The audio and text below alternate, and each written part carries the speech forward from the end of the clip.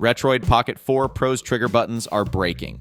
The Retroid 4 Pro has started reaching customers, and after massive promotion from every handheld YouTube community, calling it the heavenly handheld that seemingly came straight from the hands of Lord Jesus, it's starting to show its weaknesses. There have been numerous cases of RP4 button springs not working correctly, a problem frequently popping up on Retroid's own Reddit page. At least 4 threads on the Retroid Reddit page are discussing this, and it's also a topic in their Discord. I'm pretty sure there are countless other cases that are yet to surface, especially since Retroid is still in the process of delivering packages. Moreover, many cases are probably going unreported. This is what happens when reviews of devices sound more like advertisements for a product. In today's video, I aim to bring a balance to this, and to make Retroid more aware of the problem.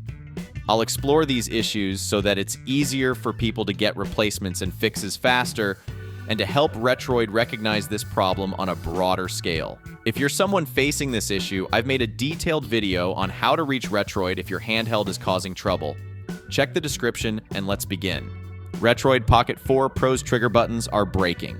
Everybody who has pre-ordered RP4 Pro is trying to brush this under the carpet because it's very hard to spit and lick when you dick ride a certain product publicly. I've seen people being mean to the original posters of the problem as if the issue lies not with the device but with the person who reported it. But when more than 4 to 5 people start posting about the same issue with many others agreeing in the comments, the shillers begin making a meme out of it. Anyway, let's dive into this problem by going through various real-life cases. The problem, as shared by a user named DJ Swims, involves the malfunction of the right trigger, a crucial component for an optimal gaming experience. The issue surfaced just a week into the usage of the device. The right trigger of the Retroid stopped responding correctly, failing to pop back up after being pressed. This malfunction occurred without any audible snap or feeling of breakage, leaving the user puzzled about the cause. The user's initial thought was to seek a replacement backplate or some form of repair. Community members on the subreddit responded with a mix of sympathy and practical advice. The most common suggestion was to open up the device and inspect the trigger mechanism, particularly focusing on the spring. This approach was based on the assumption that the spring might have merely shifted out of place, a relatively simple issue to rectify. Upon following this advice, DJ Swims discovered that the problem was indeed related to the spring mechanism. One arm of the spring in the right trigger had completely detached from the backplate, confirming that a physical break had occurred. Now let's jump on the next case of broken trigger. A user, Electrotoxic, reported that the R2 trigger on their RP4 Pro had sunk into its slot and no longer bounced back, a problem indicating a potential spring malfunction. This issue is not just a minor inconvenience, but a significant hindrance to the gaming experience, as triggers are essential for gameplay on many modern titles. The problem seems to stem from a malfunction in the trigger's spring mechanism. In a typical scenario, the spring ensures the trigger returns to its original position after being pressed. However, in this case, the spring either dislodged or broke, causing the trigger to lose its responsiveness. The user's description of the trigger sinking into the hole suggests a disconnection or failure within the spring mechanism.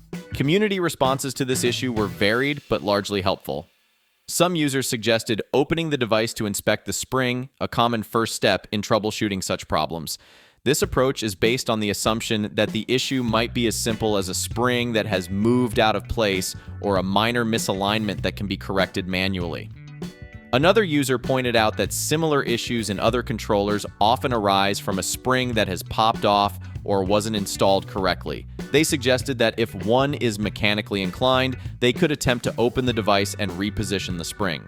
However, they also cautioned about the risk of voiding the warranty and recommended contacting Retroid support as a safer alternative. Interestingly, another comment linked this issue to a potential quality control problem, noting that similar cases had been reported by other users. This raises concerns about a possible design flaw or manufacturing inconsistency in the RP4 Pro's trigger mechanism. A Reddit user, MightyP90, recently reported being the 4th person to experience a broken R2 button on their RP4 Pro only 7 days into its use. This issue is raising alarms within the community as it points to a potential defect in the device's design or manufacturing process. The problem, as described by Mighty P90, is that the R2 button became unresponsive and sunk into its slot, a clear indication of a mechanical failure. Community members have been quick to respond with suggestions and observations. Some users are trying to identify patterns by asking about the color of the device and the circumstances under which the button broke. This approach aims to determine if specific batches or colors of the RP4 Pro are more prone to this issue. Now, to summarize this, first, there seems to be a recurring issue with the R2 button on the RP4 Pro, which could indicate a quality control problem. Second, Retroid's customer support is responsive, but the replacement process can be lengthy. Lastly, the community's collective effort to track and understand the issue underscores the importance of user feedback in identifying and addressing product defects. If you're experiencing this issue, please check out my other video, linked in the description, where I discuss the best ways to contact Retroid's customer support. Where are the reviewers now who got thousands of views and made people pre-order this product? They've moved on to promoting other products on their channels. Has even one of them come back to highlight this problem? This is something you, as a consumer, should ponder upon. Some people might say in the comments, "I'm not buying a car, it's just $200. Maybe for you, but what about someone who has saved up to buy this product? That's why I keep saying, why rush to pre-order a product based on certain reviews from those who have used the device for less than a day? Pre-ordering a product can hamper quality checks, and this has become a norm in today's business world. Sell the half-baked product and then do updates OTA. Sometimes it works, sometimes it doesn't, but who cares? Can they do an OTA update for this mechanical issue now? Think about it. See you guys next time. Stay safe and be happy.